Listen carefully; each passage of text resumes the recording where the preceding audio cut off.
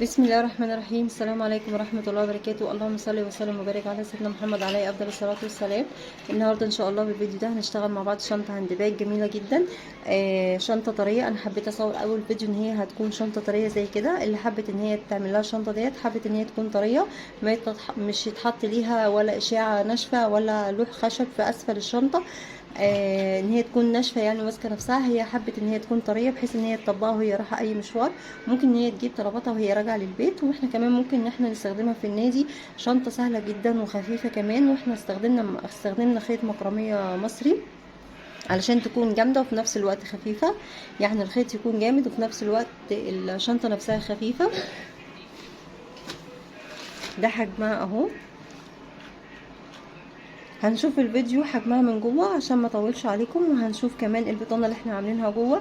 هنشوف كل حاجه في الفيديو واسيبكم على الفيديو ان شاء الله، واتمنى لكم يا رب باذن الله ان انتوا تنفذوا الشنطه ديت. ومستنيه تعليقاتكم واشوفكم على خير ان شاء الله، واسيبكم مع الفيديو. بسم الله الرحمن الرحيم. اللهم صل وسلم وبارك على سيدنا محمد. خلينا نشوف الخيط اللي هنستخدمه. انا هستخدم خيط مكرميه مصري. هستخدم معاه، هو المفروض ان الخيط المكرميه المصري بتستخدمي معاه ابره مقاس 5، بس احنا زي ما اتعودنا الابره اللي بتبقى المفروض ان انت تستخدميها مع الشغل بنستخدم مقاس اصغر منها علشان تطلع معانا الغرزه محكمه زي ما انتم شايفين كده. فانا هستخدم معايا ابره مقاس 4. انا عملت هنا الوجه الاول او الوش الاول زي ما انتم شايفين كده. هنشتغل مع بعض القطعه التانية، يعني هيبقى معانا الوشين. ده الوش الاول، هنشتغل مع بعض الوش التاني. هنقرب بس الكاميرا شويه. قبل ما نبتدي الشغل بتاعنا نسمي ونقول بسم الله ونصلي على الرسول عليه افضل الصلاه والسلام. ربنا يحسن ما بين ايديا. هنعمل عقده البدايه وهشتغل 43 غرزة من السلسلة. بسم الله. دي اول غرزة، واول غرزة انا هعلمها كده علشان خاطر ما تلخبطش بينها وبين عقدة البداية، عشان في ناس كتبت لي تعليقات كتير بخصوص الموضوع ده. فانتي تعلمي اول غرزة كده، هتعلميها وهتكملي شغلك عادي. دي كده اول غرزة. 2 3 4 5 6 7 8 9 10 11 12. هكمل لحد ما اوصل ل 43 غرزة سلسلة. اشتغلت هنا 43 غرزة من السلسلة. هرتفع، هحط ايدي هنا على الغرزة الرقم 43 اللي احنا اشتغلناها اخر واحدة، وهرتفع سلسلتين كمان، يبقى معايا كده 45 غرزة من السلسلة. هلف الخيط على الابرة، وشايفين الغرزة اللي انا علمتها هنا بصباعي هدخل اعمل فيها غرزة نص عمود، والف الخيط على الابرة والغرزة اللي بعدها اعمل نص عمود، الف الخيط على الابرة والغرزة اللي بعدها هشتغل فيها نص عمود، واللي بعدها نص عمود. هشتغل كل السطر كل غرزة غرزة نص عمود لحد ما اوصل لنهاية السطر هنا لاخر غرزة عندي هنا انا معلماها اشتغلتها.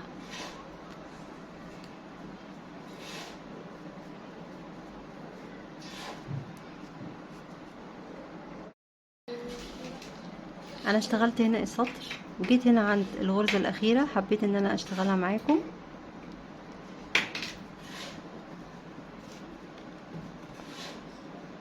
هشتغل فيها غرزة نص عمود، يبقى انا السطر معايا كله كده مظبوط اهي. اشتغلت غرزة نص عمود.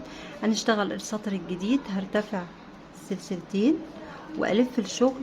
ده السطر الوحيد اللي احنا هنشتغل فيه. خدوا بالكم احنا ما بنشتغلش في الغرزة اللي طالع منها السلسلتين بس، ده السطر الوحيد اللي هو السطر التاني اللي هنشتغل فيه الغرزة دي علشان تظبط معايا وجه الشنطة.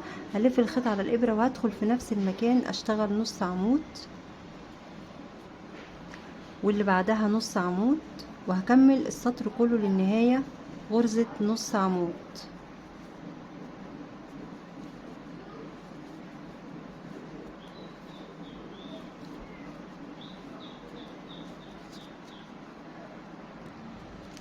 السطر التاني اشتغلته غرزة نص عمود، تعالوا هنا نشتغل مع بعض اخر غرزة، وخدي بالك علشان خاطر هي بتبقى في الجنب زي ما انتم شايفين كده، فممكن انت تنسيها او ما تاخديش بالك منها. فانا هلف الخيط وهدخل عندي هنا في اخر غرزة اعمل النص عمود. وعلشان تتاكدي ان شغلك مظبوط يستحسن ان انت تعدي الغرز، كل ما تخلصي الدور لازم تعدي الغرز، لازم يبقى معاكي. انا عملت 43 غرزه من السلسله، وارتفعت سلسلتين، ورجعت اشتغلت نص عمود، فاصبح معايا الارتفاع اللي انا ارتفعته ده اصبح معايا نص عمود، فلازم يكون معاكي 44 غرزه نص عمود. السطر الجديد هنرتفع سلسلتين والف الشغل واشتغل في كل غرزة غرزة منزلقة. طبعا انا مش هشتغل زي ما احنا قلنا السطر التاني بس احنا اللي اشتغلنا فيه في نفس الغرزة اللي طلعت بيها، لكن في 20 سطر التانيين انا هشتغل 22 سطر، دول اول سطرين. 20 سطر التانيين هشتغل مش هشتغل في الغرزة اللي انا طلعت بيها ارتفعت فيها، هشتغل في الغرزة اللي بعدها على طول غرزة نص عمود، وفي كل غرزة غرزة نص عمود لنهاية الدور. وبعد ما اخلص الدور بتاعي هرتفع سلسلتين وارجع غرزة نص عمود زي ما احنا قلنا. انا هشتغل 22 سطر، انا كده اشتغلت سطرين وبشتغل في الثالث، يعني فاضل 19 سطر هكملهم وهنرجع مع بعض تاني علشان خاطر نقفل الجناب بتاعتنا بالغرز الحشو، بس بطريقة يعني مختلفة شوية. فان شاء الله باذن الله تكون سهله عليكم. انا هخلص بس سطور غرز اللي عشان ما نتوهش من بعض، هخلص سطور النص عمود، هشتغل 22 سطر وهنرجع مع بعض تاني نقفل الجوانب. انا خلصت القطعه بتاعتي، تعالوا مع بعض نشتغل الجوانب زي ما احنا قلنا. طبعا دي القطعه اللي كنا عاملينها قبل كده، احنا هنشتغل الجوانب بتاعتها وقلنا هنشتغلها بطريقه يعني ممكن تكون صعبه شويه، لكن ان شاء الله تقدروا ان انتوا تنفذوها. احنا هنشتغلها بغرز حشو، ولكن هنشتغل عدد غرز معين. هنقرب الكاميرا مع بعض كده. انا هنا خلصت ال 22 سطر، هتيجي هنا عند اخر سطر انت اشتغلتيه اللي هو ال 22. طبعا دي اخر غرزة انت قفلتيها اهي عملتيها. تعالوا نشتغل مع بعض الجنب اللي بالعرض ده. الجنب اللي بالعرض ده يعتبر فيه 22 غرزة، يعني انا لو هشتغل فيه حشو هشتغل في كل غرزة غرزة حشو، هتبقى معايا 22 غرزة. لكن انا عايزة الجنب اللي بالطول ده اللي على الجنب ده اهو، ده عندي الطول وده عندي العرض، عايزه الجنب اللي على الطول ده يكون فيه 35 غرزه حشو.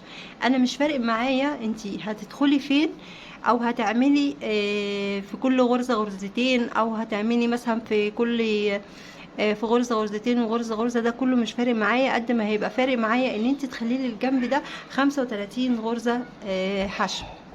طبعا الغرز واضحه، فانت ممكن بدل ما تعملي في كل غرزه غرزه حشو يطلع معاكي 22 غرزه، هتحاولي ان انت تظبطي العدد معايا. هنا عند اخر سلسله هرتفع سلسله، وفي نفس الغرزه اللي انا ارتفعت منها هشتغل فيها حشو. كده اصبح معايا دي اول غرزه حشو من على الجنب، دي اول غرزه حشو.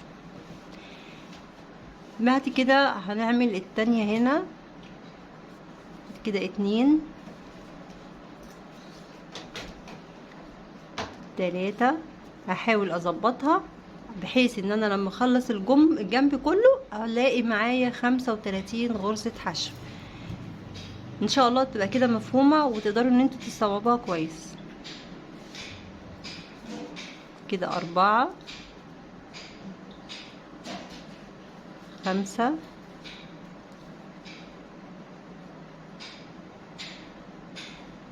6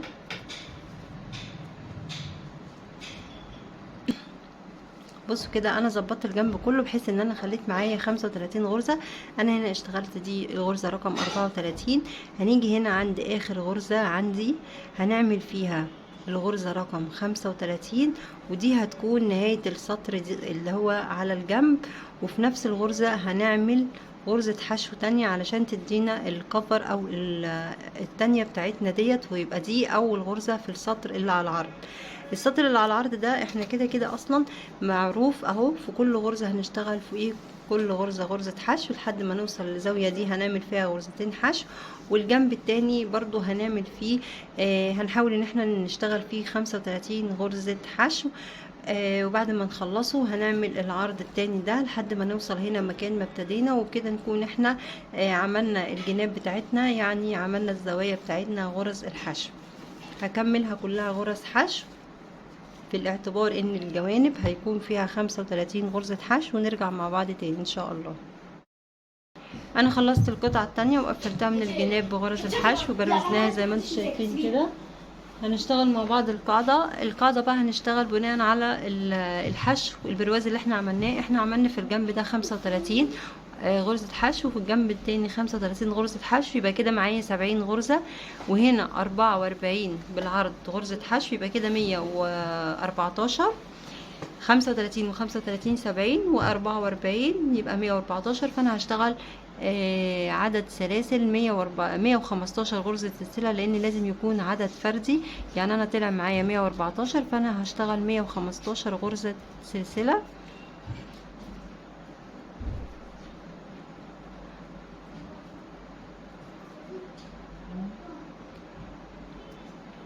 تلاتة 4 5 هكمل للاخر لحد ما اوصل ل115 ونرجع مع بعض تاني. هنا انا اشتغلت 115 غرزة سلسلة زي ما احنا قلنا. هنرجع حشو في كل غرزة غرزة حشو لنهاية السطر، وبعدين نرتفع سلسلة وهنلف الشغل وهنرجع نعمل سطر حشو كمان. هشتغل 13 سطر حشو بالطريقة دي، كل غرزة غرزة حشو. هكمل لنهاية السطر وبعدين ارتفع سلسلة والف الشغل بتاعي وارجع حشو كمان. انا كده عملت سطر، فاضل 12 سطر. هشتغل 13 سطر حشو ونرجع مع بعض.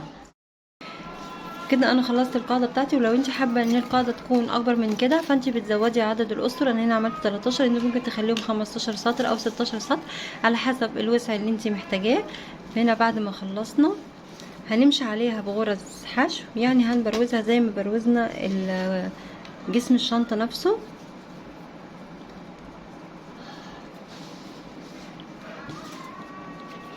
انا هنا خلصت اهي، دي اخر غرزه انا اشتغلتها. هرتفع سلسله وفي نفس المكان اللي انا ارتفعت منه هشتغل فيه غرزة حشو كمان، والغرزة اللي بعدها غرزة حشو. انا كده بشتغل على الجنب بتاع القاعدة في الجزء الصغير ده، هشتغل في كل غرزة غرزة حشو، وهنا في الزاوية دي هشتغل 2 حشو، والعرض بتاعنا هشتغل في كل غرزة غرزة حشو لحد ما اوصل للزاوية التانية هشتغل فيها 2 حشو، وامشي هنا في كل غرزة برضو هنا على الجنب في كل غرزة غرزة حشو، والعرض ده هشتغل فيه في كل غرزة غرزة حشو لحد ما اوصل هنا مكان ما ابتديت، يعني في كل غرزة غرزة حشو. والزوايا هشتغل فيها 2 حشو. انا عشان ما اطولش عليكم الفيديو ويكون طويل فانا هكمل في كل غرزة غرزة حشو. بصوا هي الغرز باينة، يعني بتتكلم عن نفسها كده زي ما بيقولوا اهي. بصوا واضحة جدا اهي. الغرزة اللي بعدها اهي. هيكون معاكي الشغل سهل ان شاء الله باذن الله، ومفيش حاجة هتقف معاكي ابدا باذن الله. هكمل انا بقى في كل غرزة غرزة حشو، وهنرجع ايه عشان نوصل القاعدة بتاعتنا في جسم الشنطة.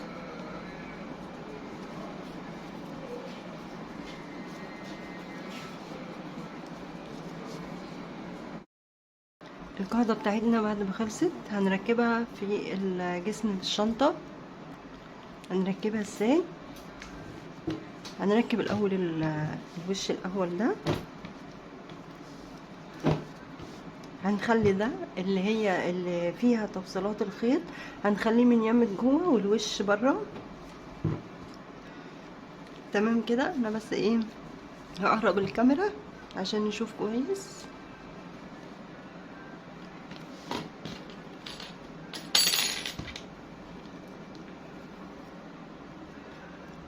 خدي بالك معايا في التوصيل، عشان التوصيل هو سهل بس هو عايز تركيز شوية. نيجي هنا، ده الظهر، بصوا اللي فيه توصيلات الخيط ده هنخليه من جوه. فانا هاجي هنا اهو الوش معايا، هنيجي الجنب الاول من الشنطة هنوصله كده. طبعا احنا عادين الغرز زي ما احنا قلنا، وعاملين على قد الغرز بتاعتنا، شايفين كده اهي. هنوصلها وبعدين هنيجي برضو من هنا كده العرض برضو هنوصله كده، كل غرزة قدام الغرزة بتاعتها. نبتدي مع بعض، بسم الله.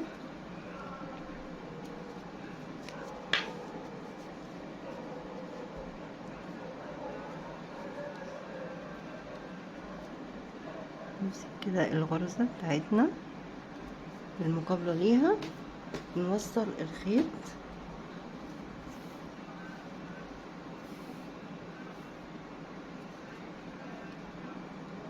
وهنسحب طرف الخيط بالطريقة دي كده. طيب احنا هنوصل ازاي؟ وهنوصل تحت الغرز، تحت الحلقات، ولا هنوصل فين؟ احنا هنوصل في الغرزة الخلفية مع الغرزة الأمامية. انا هاجي هنا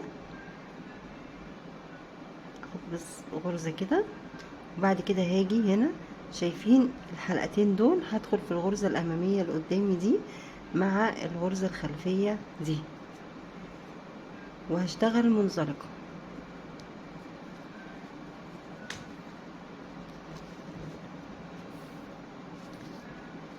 هاخد معايا طرف الخيط كده، نيجي في الغرزة اللي بعدها اهي، الغرزة اللي بعدها الغرزة اللي قدامي دي، مش هدخل تحت الحلقتين، هدخل في الغرزة دي مع الغرزة دي اللي هي الخلفية، وهشتغل منزلقة.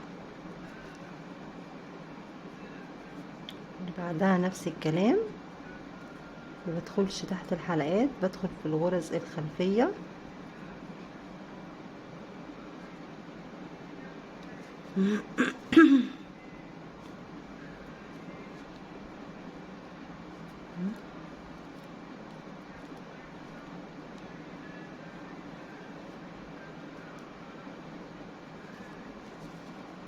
وهفضل شغالة بالطريقة دي على الشنطة كلها لحد ما اوصل هنا، وبعد كده هكمل العرض بتاع الشنطة، ومن الناحية التانية برضو تبقى كده بالنسبة لي اهي.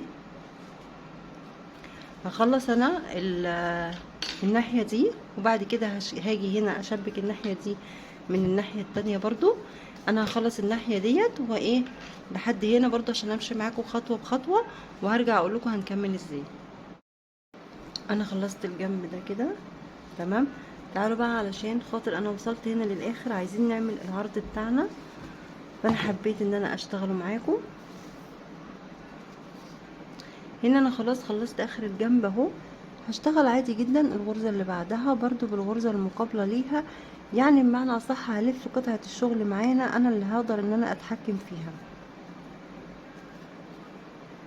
في نفس الغرز اللي قلنا عليها، الخلفية مع الامامية بالمنزلقة كده.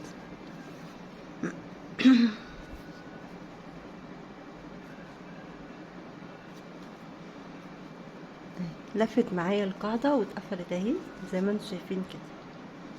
هكمل بنفس الطريقة دي على وش الشنطة كله، وهنرجع مع بعض عشان نوصل الوش التاني. خلصت الجزء الاول ده شبكته، هنشبك الوش التاني. هنخلي برضو الجزء اللي فيه توصيلات الخيط هنخليه من جوه، وهنخلي الوش النزيف ده من بره.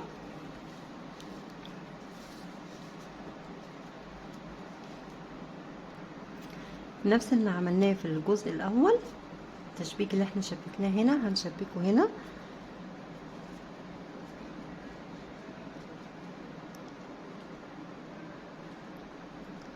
هندخل برضو في اول غرزة هنوصل الخيط،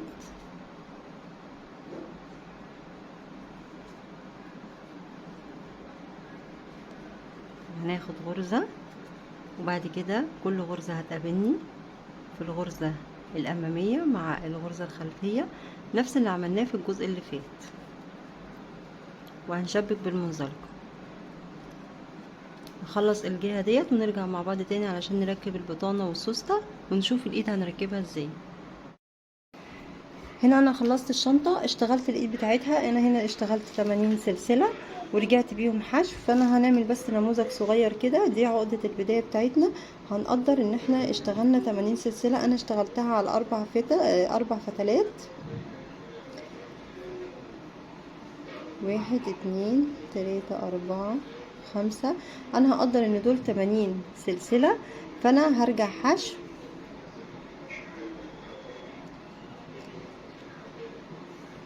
كده اهو، كده اوضح.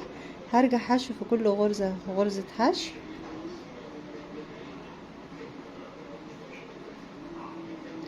هنقدر مثلا ان احنا خلصنا 80 سلسلة تمام حشو، هرتفع سلسلة وهرجع تاني بحشو. هشتغل 4 سطور من غرز الحشو، هعمل 2 ايد وهخيطهم بالخيط والابره العاديين جدا. كمان هنا كان عندي بطانه حته قماشه كانت فاضله عندي، كنت عامله منها عبايه، عملتها من جوه اهي زي بطانه كده تمام. وركبت السوست عادي جدا، ركبناها في كذا فيديو قبل كده. اللي طلبت الشنطه دي طلبت ان هي تكون طريه، بحيث ان هي طلبت ان هي ممكن تطبقها وتاخدها معاها لان هي موظفه تجيب فيها طلبات البيت وهي راجعه. وكمان انا ممكن كمان نعمل لها شنطه هاند باج نحط فيها الهدوم واحنا مسافرين او احنا رايحين مكان قريب، ان احنا مثلا نحط فيها غيارين 3 بحيث ان هو يبقى غيار يومي معاكي في الشنطه، او ممكن النادي وانت رايحه النادي تحطي فيها حاجتك. جميله جدا وخفيفه وكمان طريه، يعني بجد سهله جدا جدا، طريقتها كمان سهله. اتمنى ان هي تكون عجبتكم وتقدروا ان انتوا تنفذوها، واشوفكم فيديو جديد على خير ان شاء الله. السلام عليكم ورحمه الله وبركاته.